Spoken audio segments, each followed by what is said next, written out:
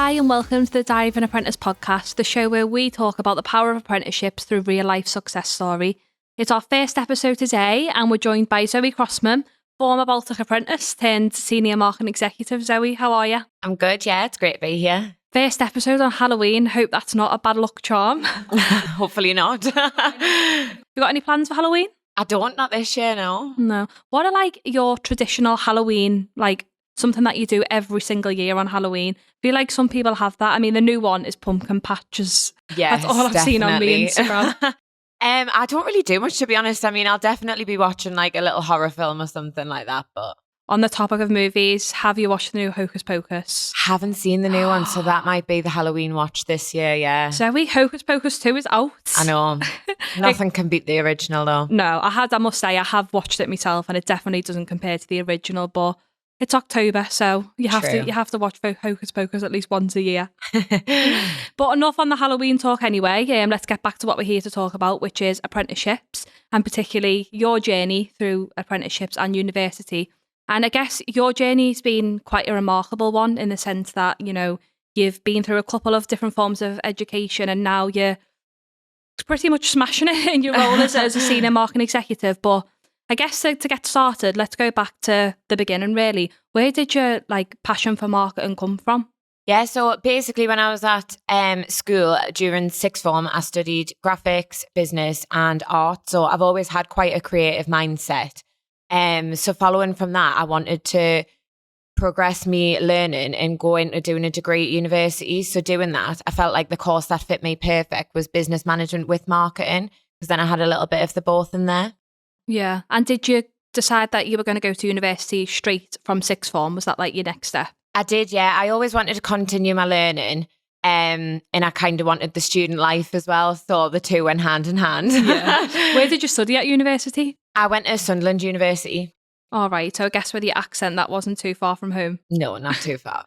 Still close enough to take you washing home. Definitely. And you touched on it there then, business management with marketing.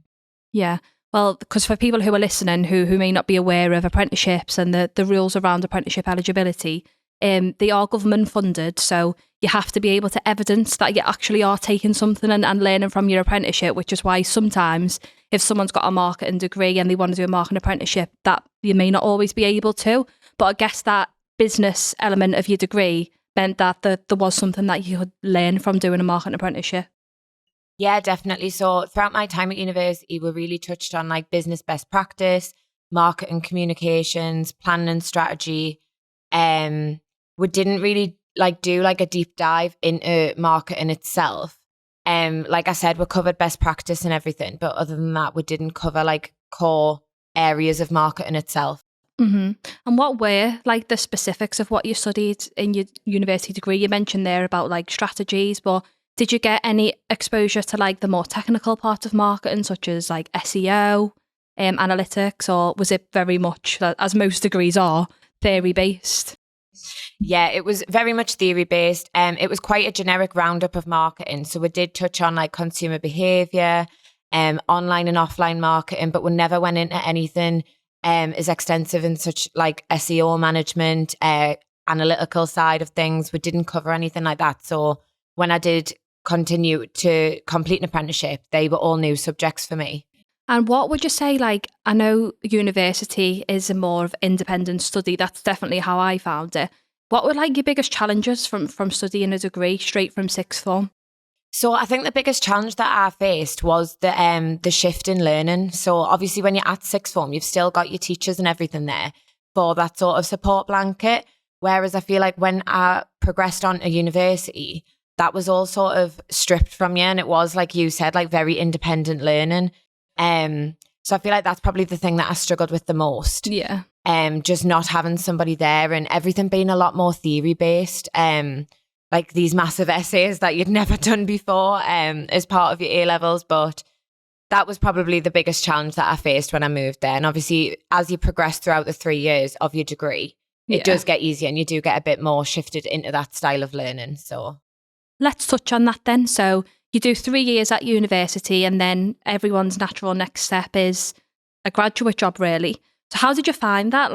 Did you expect to go straight into a graduate job with a lack of like real world experience, I guess, from studying a university degree? So when I finished university, I went traveling around Europe for a month and had a little break after completing my degree.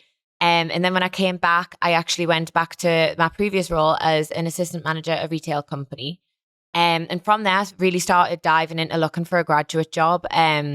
I did find that the market was quite competitive in that there was a lot of roles that required a lot of experience. With me not completing a sandwich yet, I found that was quite hard in terms of, was I going to stand out against other candidates? Another factor that I really found was there wasn't like a generic marketing job out there, if that makes sense. So a lot of the jobs were quite specific to marketing roles. So for instance, like content writer, graphic designer. And with me covering it on a broader range at university, I kind of wanted exposure to dive myself into a marketing team and find where I fit within that. Obviously, I did have the experience of the graphics doing that at A-level, and that was something I really enjoyed. But was there another space for me within a team that I was going to enjoy more, really? Yeah, no, and that's definitely an interesting point, and definitely a benefit of an apprenticeship is the exposure to different elements 100%. of marketing. But like going back to the graduate job then, what was like when you come and you were working in the assistant manager role and you were looking at the time, what were the salary expectations of a graduate, like when you were on Indeed or Total Jobs? Like what was kind of the range that you were looking at for a graduate role in marketing? So when I was looking, I did find that they were all quite similar, ranging between 16 to, I would say, around 18. They were all very similar when I was looking. Yeah, and it's interesting you say that because there's often a misconception around apprenticeships that they are low-paid jobs. They were traditionally associated with like the manual labour at £3.50 an hour. And there wasn't really much, especially when I was at school, of apprenticeships in pretty much every sector that exists. And especially the tech sector which we work in, I guess they've revolutionised that sector in the sense that people who can't, it's a struggle to recruit in the tech sector. And now people are looking at apprenticeships to grow their own.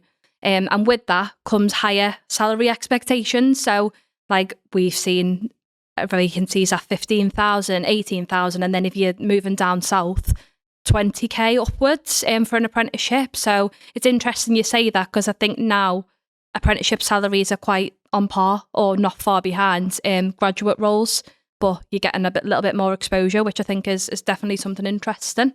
But let's talk about that then. The next step was you landing a role after your university degree in marketing, your first graduate role. How was that?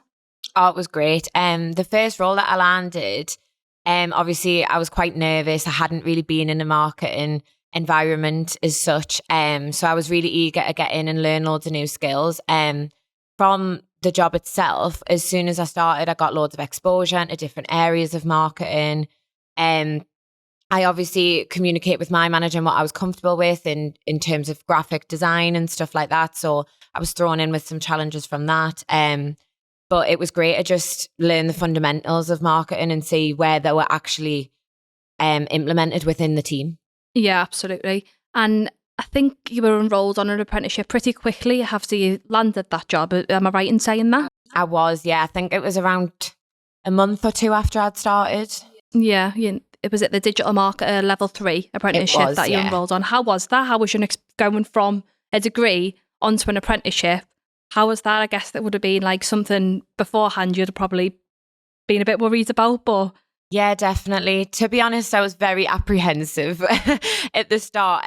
Obviously, when I left university, I didn't go on to do my master's because I kind of wanted that little break in learning after doing the 3-year course. But I suppose when I started my job and I realised that there was so much more to learn within marketing and I got given that opportunity, I just thought it was such a great way to really enhance my skills and my knowledge, but within a more focused environment and going through key skills that I can really learn on. Yeah. And what were like your biggest takeaways from an apprenticeship? I would say just the general skill set, to be honest. I mean, that increased my knowledge like massively, especially in different areas. So like you touched on before, SEO management and the analytical side of things. So a great thing that I achieved throughout doing my apprenticeship was my Google Analytics certification. So it's just given us so much more skills that I can now implement into my job with confidence, really. Yeah. And it's nice as well that, like, as you said, the Google Analytics certification is built into the course because, you know, you do get them nice shiny badges, like industry recognised qualifications that are great on your CV, whether you're going to stay in your role or move on after your apprenticeship. So something that you don't really get with university. But on that, how did you find that your apprenticeship differed from university? What were the main differences? Yeah, so I'd say that the main difference that I found from university was the learning styles. Obviously, like I mentioned before, at university, it is very much independent learning. With your apprenticeship, you have so much more support there. And for me, I really enjoyed the fact that whilst I was learning about it, I could also put into practice what I was learning at the time. And that, again, like boosted my confidence within it, and it gave us actual experience of doing it straight away. Yeah, and that's like from someone like you who's been through both, have completed a degree and an apprenticeship. That was the main difference that I found, was that extra level of support you get with an apprenticeship. And it's not even just from your manager in the sense that, you know, you're in a real world job and you've got a line manager there. It's also from your what we call an apprenticeship coach. So you have someone there to support you, like through if you've got any questions about your assignments, who has regular scheduled check-ins with you to make sure that everything's on track. And I'm not saying that that isn't there from a university perspective, because it definitely is. Like, my lecturer was always there if I had a question. But I guess it's that regular contact and the relationship you build with that coach that just feels a little bit more personal, I think, as in opposed to university. But how was that contact for you, like having a mentor there throughout your programme? Yeah, it was great. Like you mentioned there, it does just give you that extra bit of support. If you're ever struggling with anything or a little bit concerned, it's not the fact that you've got to wait till your next, like at university, your next lecture or your next seminar. You do have that constant support there, so you can just drop them an email if you're struggling. It was great to have that much support, and like you said as well, with your manager. So it was 2 touch points. Yeah, and while that support is there, I don't want to make it sound like apprenticeships are easy, because they're definitely not, and they are a challenge. You have to balance a workload with apprenticeship work. But what would you say was your biggest challenge throughout the course of your apprenticeship? So I'd say my biggest challenge that I faced throughout my apprenticeship was probably time management. So obviously, like you said, it's now managing the fact that you have a workload and your apprenticeship work. So that was a little bit of a struggle at first with me. But like I said, from all the support that you get, it's quite easy to get into a better habit of picking that up. Yeah. And then I'd say another challenge that I faced was definitely COVID related. So when COVID set in was when I first started my apprenticeship. Yeah. So we were working remotely, which I just found was a little bit of a struggle at the start to get used to not being in the working environment. Just having that extra support there when you needed it. Things were taking a little bit longer. So that was definitely one of the challenges that I faced working remotely, especially when I was used to being in an office environment. It was a big change. Yeah. But I guess with you experiencing that's kind of changed the way we work, really. Now we have apprentices who still are based full-time in the office. Some are hybrid and some are completely remote. Whereas before, when was it, 2020, you probably would have never imagined completing an apprenticeship from home. No. So I guess you were the guinea pig of that era, really. But like, there'll be people who may be listening now who are completing an apprenticeship and maybe facing them same struggles of like, they can't find enough time to get the time log and off the job hours up to date, or they're struggling to meet deadlines because of the pressures of the workload that they've got as they're working in a marketing role. What would your advice be to them to help them overcome them? Yeah, so my advice would definitely be to not sit and struggle. I was guilty of it myself when I was working from home, especially when there's nobody there that can see the pressure that you're under. So I definitely, like what I did, which massively helped me, was I'd set up weekly catch up with different members in the team. So that helped me massively, and it just gave me the opportunity as well to ask any questions that I needed to. Yeah. And get that extra support if I needed it. So definitely don't sit and struggle, just ask away. And now you've completed your apprenticeship with a distinction, may I add. Round of applause. Thanks. What are like the next steps for you in terms of your professional development journey? Like, do you see yourself completing a higher apprenticeship or like a more specific marketing course? Like, what do you think's next? Yeah, so I'd definitely be open to doing a higher apprenticeship. So I've actually had a little look around, and I know that there is a higher level 6 apprenticeship available for marketing management, which I feel like would be the perfect next step for me. Since completing my apprenticeship, I actually manage 2 of the apprentices we have in our team now. Oh, amazing. Yeah, so complete 360 really. Yeah. How's that been then, going from someone completing the programme to now managing 2 people who are going through that experience that you once went through? How's that? Yeah, so I absolutely love it. Obviously, since completing my apprenticeship, I feel like I can just offer them a lot of the support like I had within mine from my manager. So it's really helped us understand the fundamentals of an apprenticeship really, and how I can support someone else completing that. Yeah. And I guess like for you, what a more perfect manager if there be someone who's worked in the industry now for around 3 years and has been through the same process that they've been through, like, you know, the assessment inside and out to support them if they've got any questions, and definitely like the endpoint assessment, which I think everyone worries about, because you have to complete an interview with like an independent assessor, but you can give guidance and reassure them that actually it's not that challenging, it's quite enjoyable, which I think is brilliant for them. Like what a more perfect way to learn. But now that we've like concluded on both and we've touched the topic of university, we've dived into the world of apprenticeships, what are your thoughts? Like, can they coexist? Yeah, 100%. From my experience, especially, I never honestly even dreamed of completing an apprenticeship after I completed my degree. I thought that it was either one or the other. But since completing both, I've just found that in any way, they quite complement each other. I've learned all these advanced skills and knowledge throughout completing my apprenticeship, in especially like key focus areas. But I feel like having the basis knowledge from my degree helped progressing onto that.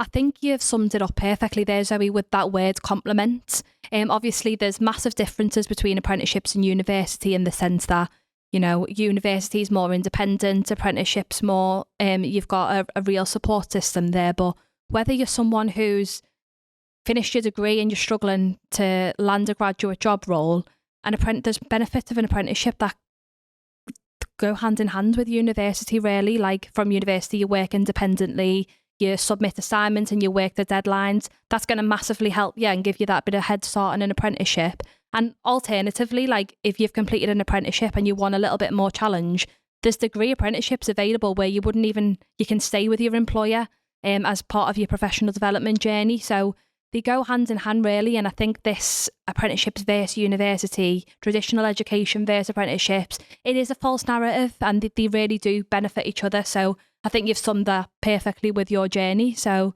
thanks for coming on the podcast. How's it been? I've really enjoyed it. Yeah, it's been great. It's been great having you on here. That wraps up today's episode, but join us next time where we dive further into the world of apprenticeships with another fantastic guest. But for now, happy Halloween. Thanks for listening to the Diary of an Apprentice podcast. Find this and future episodes on Spotify, Apple Podcasts, Google Podcasts, or check out our full videos on YouTube and Vimeo. See you next time.